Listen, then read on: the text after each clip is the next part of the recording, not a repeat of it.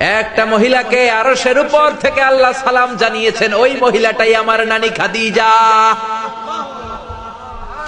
বিশ্বনবী খাদিজার এত ভালোবাসতেন, বিশ্বনবী বলতেন, আল্লাহ কিয়ামতের দিন যখন কেউ কাউরে চিনবে না, ওই কঠিন দিনে আমি যেন আমার প্রাণের খাদিজারে ভুলে না যাই। খাদিজা ইন্তেকালের পরে বিশ্বনবী নিজ হাতে দাফন কাফন করলেন, কবরের সামনে দাঁড়িয়ে দোয়া করলেন। দোয়ার পরে সব সাহাবীরা ঘরে ফিরে যায়। আবু বকর বললেন, নবী চলেন ঘরে ফিরে যাই, দাফন শেষ, কাফন শেষ, দোয়াও শেষ।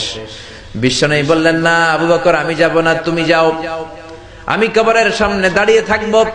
যেই মহিলাটাকে এই কবরের মধ্যে আমি শোয়ালাম রে আবু বকর, এই মহিলাটা সাধারণ কোন মহিলা নয়, আমার বিপদের দিনের সঙ্গিনী খাদিজা।